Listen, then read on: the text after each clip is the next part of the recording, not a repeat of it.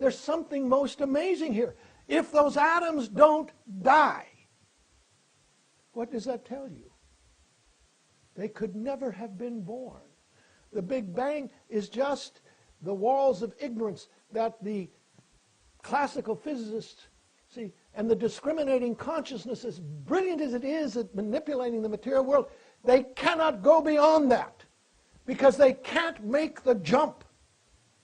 See, you make a transformational jump and you see beyond this plane.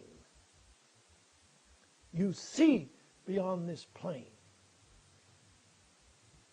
In the world of samsara, see, always, no matter how benign, see, and how merciful and how brilliant the egocentric mind may be, it always will cause some problem because there is always the ripple of the egocentric self there, personal agenda. What insanity we tolerate. See, we tolerate because we won't wake up. Buddha himself said, no perception of a subject.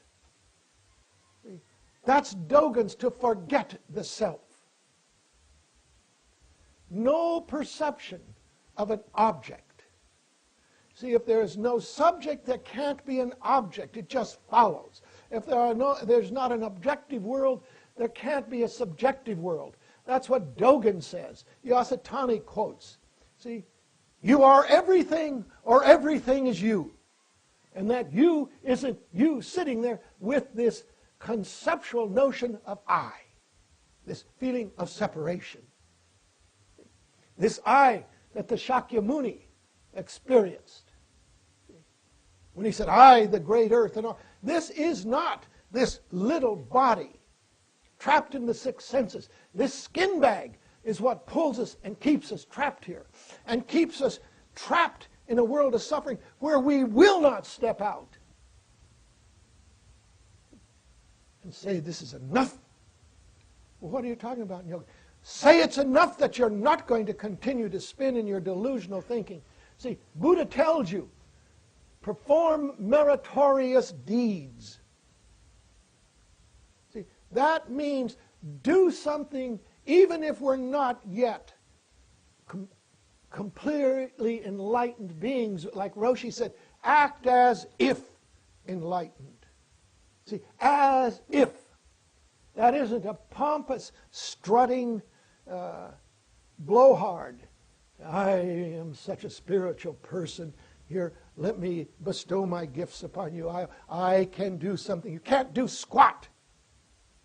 But you can do something for yourself. If you can do this thing for yourself, to forget the self, no perception of a subject.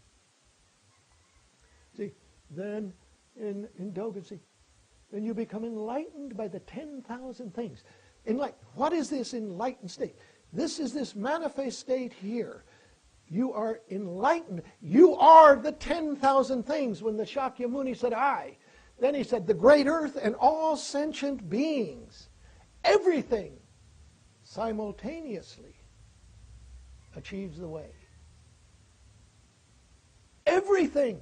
Buddha didn't live. It is all. See, it is all there. Everything turns with you at that point. This is what you have to see. See, this is your obligation.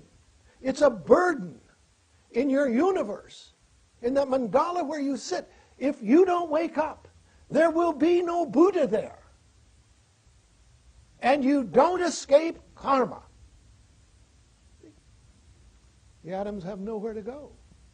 And those that don't see, and these classical physicists, see, they don't ask the question that many of the quantum physicists are now beginning to ask. What is this thing that sits there and knows that it knows? And without it, nothing appears. See, they have to make that jump. They have to, one way or the other, and until they're able to drop the self, they won't experience the great liberation.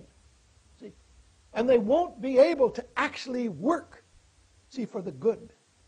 See, only the most stupid, insensitive, see, deranged minds work in the world of greed. Not only does it burn all of the grass around their own homes, it burns their house down too. That's what you're seeing. And they always think they've beaten the game. You don't beat the game. Insanity. And you buy into it. We buy into it. I buy into it. We can do certain things. See, we don't become recluses. We don't go into a cave. That isn't the way. See, the great Zen masters set down this path, the Buddha himself. You take the 10 ox herding pictures. See, you rein in this crazy mind. See, this egocentric mind, this crazy mind that will perpetuate samsara, the pain and the suffering. See, I once heard that monk talk, I don't know whether he was a Korean monk or a Japanese monk, came to, I don't remember, it was many years ago. And I believed him. He had a way of delivering. I've heard a lot of monks talk, and I just squat. But this monk actually began to weep over the Vietnam War. And he said that he truly believes that it is because of the inadequacy of his practice that these wars exist. I was stunned by that. And I wasn't very far along in my practice.